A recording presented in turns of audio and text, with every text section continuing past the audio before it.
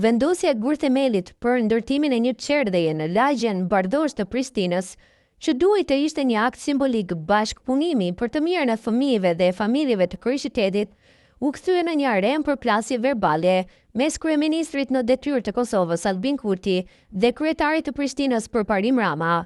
Në një deklaratë për media të mbajtur në vendin e ngjarjes, zyrtarët nuk i kursyen thumbat dhe akuzat reciproke, duke shndërruar këtë event publik në një përballje politike me tone elektorale, vetëm disa muaj përpara zgjedhjeve lokale. Rama, kryeministër, zhbllokoi buxhetin e Prishtinës. Fjalën e mori fillimisht kryetari i komunës Përparim Rama, i cili shfrytëzoi rastin për t'i kërkuar publikisht kryeministrit Kurti që të zhbllokojë buxhetin e kryeqytetit. Sipas Ramës, kjo pengesë buxhetore ka lënë pezull njësor projektesh të rëndësishme për qytetin, duke dëmtuar zhvillimin e tij. I bojmë publikisht këtu thirrje kryeministrit ta zhbllokojë buxhetin e kryeqytetit.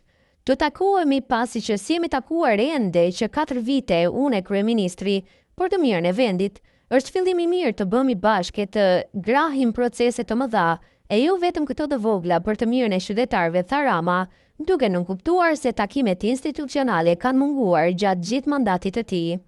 Rama theksoi se ndërhyrja a nivelit qendror në kompetencat lokale dhe mbajtja penge fondeve është një formë e sabotimit politik që nuk i shërben qytetarëve të Prishtinës, ndërsa u shpreh i hapur për bashkëpunim nëse ekziston vullneti nga ana e qeverisë.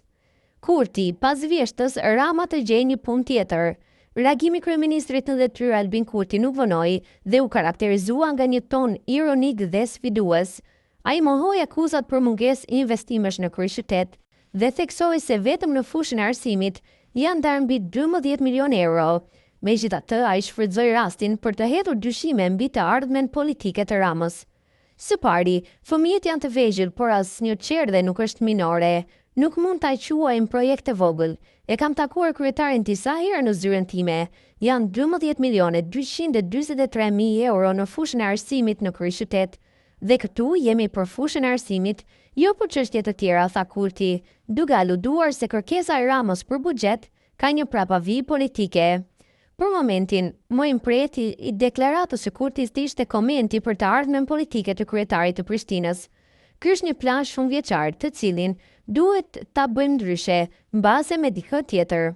E kryetari Rama pas vjeshtës duhet të gjejë një punë tjetër, tha Kurti, duke aluduar se Rama nuk do të fitojë një mandat tjetër në zgjedhjet lokale të ardhshme. Rama nuk tërhiqet. Do të jem sërish kryetar. Deklarata e Kurtit nuk mbeti pa përgjigje nga Rama, i cili e cilësoi si provokim politik dhe tregoi bindjen e tij për një fitore të dytë në zgjedhjet lokale. Ai bëri thirrje Kurtit që të ndalojë sipas tij sabotimin 4 vjeçar të kryeqytetit dhe të fillojë bashkëpunimin institucional. Do të vazhdojë si kryetari i kryeqytetit. Sot i lutem kryeministrit se nëse është ende në detyrë pas zgjedhjeve lokale, ku unë do të jem sërish kryetari i kuvendit, të bashkëpunojmë sepse e ka sabotuar që 4 vite kryeqytetin. Unë do të jem prap kryetar, deklaroi Rama me vendosshmëri. Përplasja pasqyrë tensioneve në rritje para zgjedhjeve.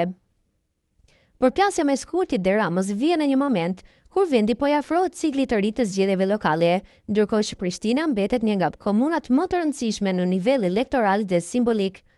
Vëzhguesit politike shohin këtë konfrontim si pjesë të një strategjie më të gjerë pozicionimi për zgjedhjet e ardhshme ku secila palë po përpiqet të kontrollojë narrativën politike për sukses dhe pengesat e projekteve zhvillimore. Ndërsa fjalimet ishin formalisht për ndërtimin e një qerdheje, përmbajtja e tyre tregoi më shumë për përplasjen e vizioneve dhe marrëdhëniet e tensionuara mes nivelit lokal dhe atij qendror. Kjo përplasje në Bardhosh përkujton edhe herë të tjera, kur projekte të rëndësishme për qytetarët janë shfrytëzuar për retorik politike. Çështja e buxhetit të bllokuar, mungesa e takimeve mes drejtuesve kryesor të vendit dhe kryeqytetit, si dhe debati për prioritetet e investimeve publike, janë vetëm disa nga temat që pritet të dominojnë fushatën zgjedhore në muajt në vijim. Për qytetarit e Prishtinës, përtej thumbave politik, mbetet shpresa që projektet si qerdhja e Bardhoshës të mos mbeten pengi përplasjes së egove politike, por të kontrollohen me investime të qëndrueshme për të ardhmen e fëmijëve dhe komunitetit.